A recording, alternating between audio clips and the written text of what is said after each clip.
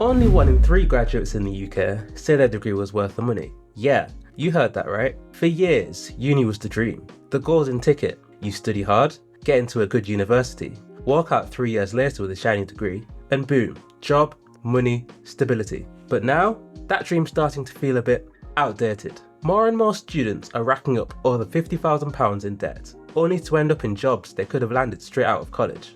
Some degrees lead to 6-figure salaries, others not so much. So what's going on? In this video, we're going to break it all down. How much a degree is actually worth these days? Has the financial benefit dropped off? Are all degrees created equal? And what are your options if you don't go to uni?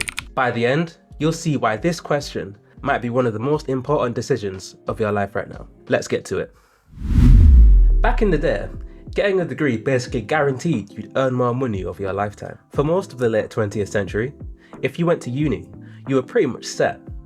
It didn't even matter too much what you studied. The graduate premium was real. Studies from the early 2010s, like one from the Department of Business and another from the IFS, back this up. They showed that grads were pulling in way more cash over their careers than people who didn't go to uni. And if you were doing law, medicine, or STEM at a Russell Group uni, jackpot. But here's the catch. Those numbers were averages, and averages can hide a lot. Even way back in 2007, economists were already flagging something weird. As more people started going to uni, the value of a degree started to drop, especially for students who were just scraping into lower ranked universities or picking degrees that didn't lead directly to jobs. Basically, the more common degrees became, the less special they were.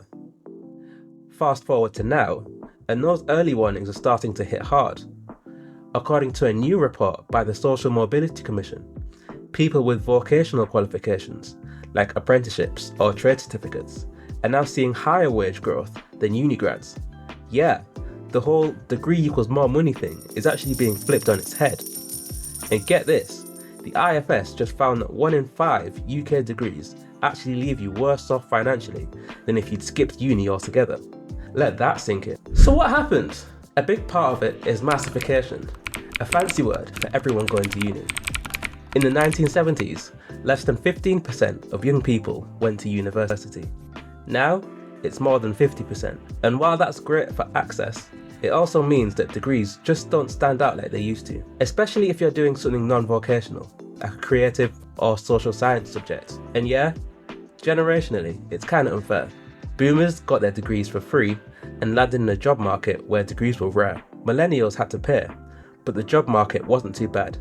Gen Z, you're staring down tuition debt, crazy rent, and a job market full of overqualified grads, all fighting for the same role. So, is uni still worth it? For some people, absolutely, especially if you're doing a high return subject at a top uni. But for others, the math doesn't always work out anymore. It's no longer a one-size-fits-all decision. We need better info, clearer advice, and smarter policy. Because if we're going to keep telling young people that uni is the path to success, we'd better make sure it actually leads somewhere. Okay, let's rewind about 50 years. Back in the 70s and 80s, going to uni in the UK was kind of a big deal. Only a small number of people got in, usually to study serious subjects like medicine, law, or engineering. It was elite, competitive, and crucially, it paid off. If you had a degree, employers were practically fighting to hire you. But that was then. Fast forward to now, and the higher education scene looks completely different. Instead of a small, elite club, we've got a massive open access system with hundreds of courses. After 1992, a bunch of former polytechnics became unis, and suddenly, the list of degrees exploded. Loads of new stuff popped up to meet the student demand.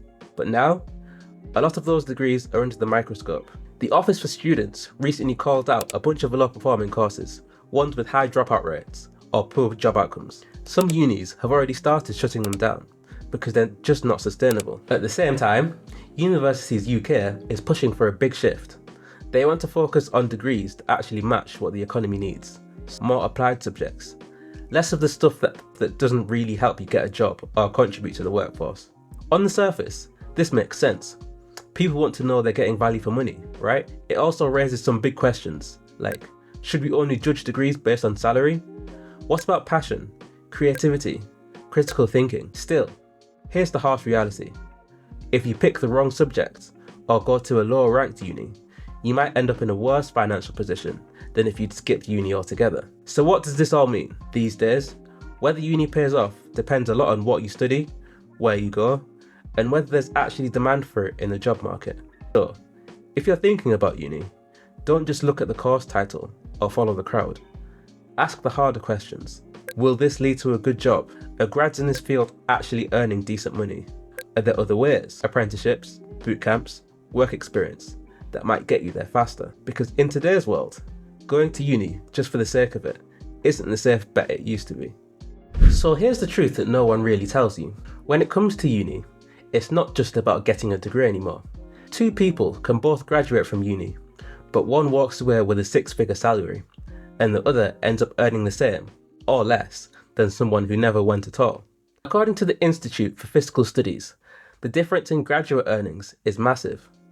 If you're studying medicine, law, or economics at a top-tier uni, like one from the Russell Group, you could earn over £300,000 more in your lifetime than someone who didn't go to uni. But if you're doing something like media studies or creative arts at a newer university, you might not see any financial benefit at all. And this isn't new. Experts have been saying this for years. What is new is that now, the government's using that info to actually judge courses. Now obviously, that stirred up some drama. On one side, fair question, but others are like, hold on, not everything is about money. But let's not forget, where you study matters too. It's not just snobbery, it's also about teaching quality, industry links, networks, and how employers see different unis. The result? We're basically in a two-tier system now. If you're lucky enough to get into a top uni and pick the right subject, uni is still a pretty solid investment. But if you're not, the payoff becomes a lot more uncertain. And that's where things start to feel unfair.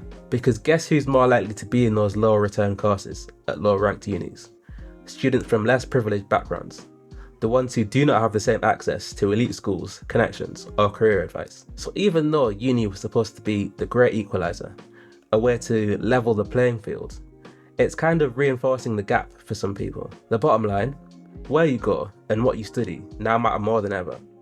The return on your investment isn't guaranteed, it's a gamble.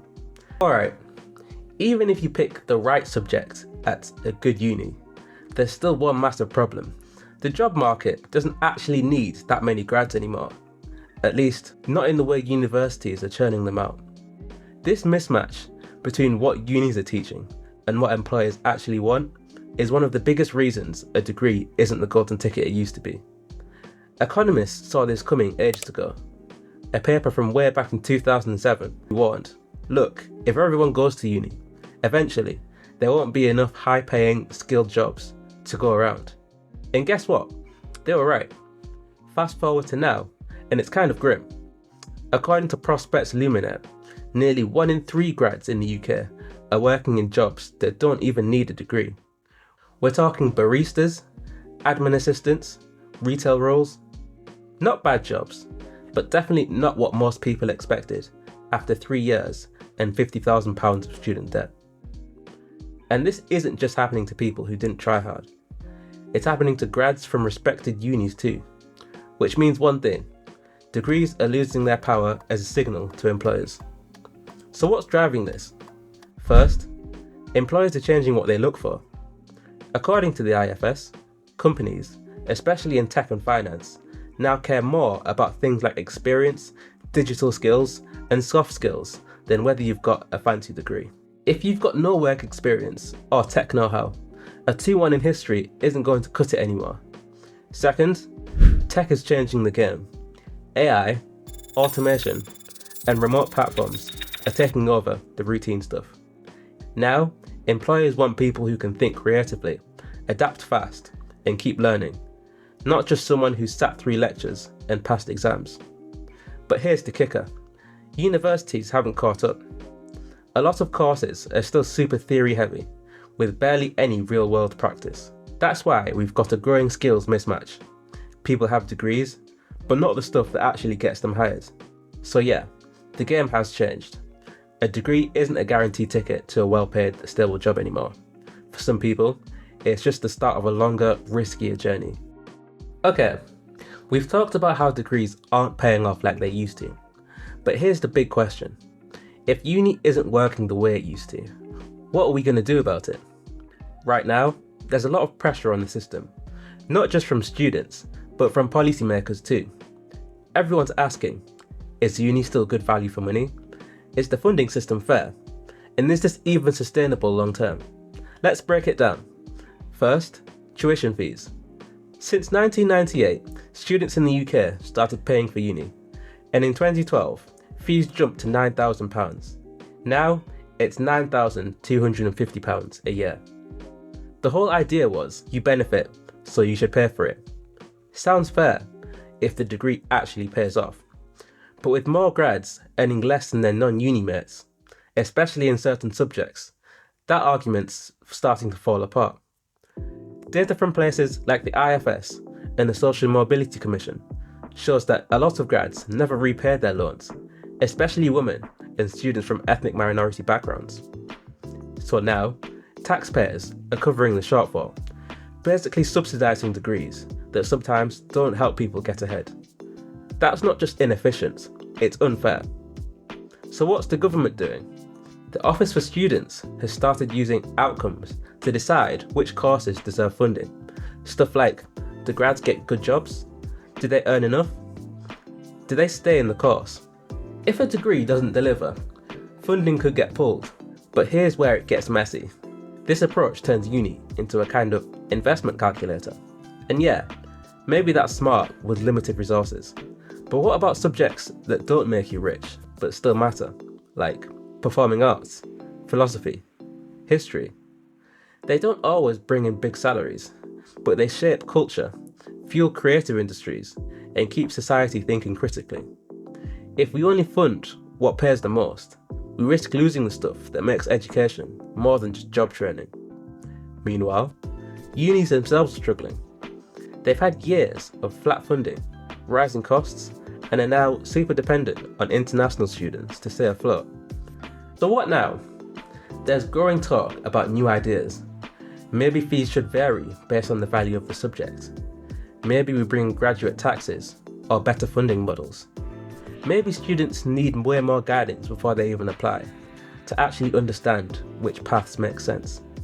The bottom line, the system needs a reboot. It's not enough to just get more people into uni. We need to make sure it works for them. Because if uni is no longer a guaranteed win, we need a system that helps people win anywhere. Alright, let's bring this all together. On average, going to uni in the UK still has benefits. That hasn't totally gone away. But when you zoom in, the picture's way more complicated. The marginal benefit, the extra value you get from going to uni, is falling fast. The government's cutting funding for low-value degrees, but risk ignoring subjects that matter in other ways. At the same time, we're seeing a rise in alternatives. Apprenticeships, technical training, job-based learning. They're actually working better for some people. So no, this isn't about saying don't go to uni. It's about saying be smart about it. The system needs a reset, and it starts with three big things. 1. Informed choice.